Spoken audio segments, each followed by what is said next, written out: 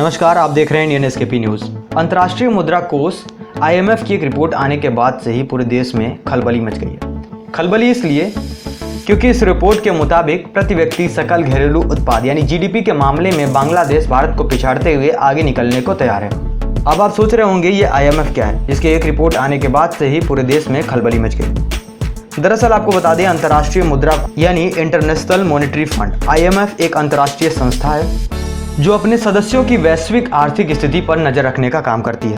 सरल शब्दों में कहें तो जो भी देश उस संस्था का सदस्य होता है तो वो उन देशों में चल रही आर्थिक स्थिति पर ध्यान बनाए रखती है और सबसे बड़ी बात, ये आर्थिक और तकनीकी सहायता भी प्रदान कराती है।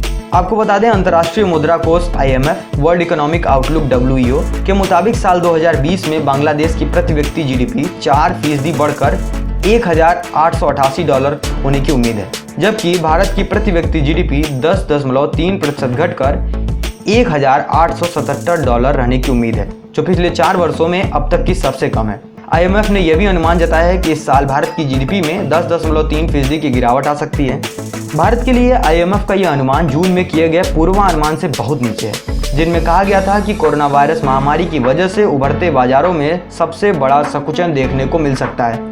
मंगलवार को जारी रिपोर्ट के मुताबिक दोनों देशों की GDP का यह आंकड़ा मौजूदा कीमतों पर आधारित है। जून में IMF के पिछले पूर्वानुमान में कहा गया था कि उत्पादन 4.5% का हो जाएगा। अंतर्राष्ट्रीय मुद्रा कोष IMF वर्ल्ड इकोनॉमिक आउटलुक यानी WEO की रिपोर्ट के मुताबिक भारत दक्षिण एशिया में तीसरा सबसे गरीब देश बनने की ओर अग्रसर है। केवल पाकिस्तान और नेपाल की प्रति व्यक्ति GDP ही भारत से कम होगी, जबकि बांग्लादेश, भूटान, श्रीलंका और मालदीव जैसे छोटे देशों की भी आगे होने की संभावना है। इसके साथ ही IMF ने एक अनुमान और बताया है कि 2021 में प्रभावशाली 8.8% की विकास के दर के साथ भारत एशिया की तीसरे सबसे बड़ी अर्थव्यवस्था के रूप में वापसी कर सकता है।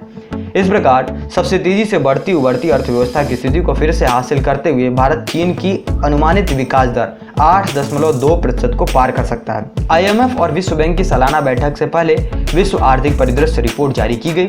इसमें बताया गया कि 2020 में वैश्विक अर्थव्यवस्था में 4.4% की गिरावट आएगी और 2021 में 5.2% की जोरदार वृद्धि हासिल करेगी। रिपोर्ट के मुताबिक 2020 में अमेरिका की अर्थव्यवस्था में 5.8% गिरावट होने का अनुमान है, जबकि अगले वर्ष इसमें 3.9% की वृद्धि होगी।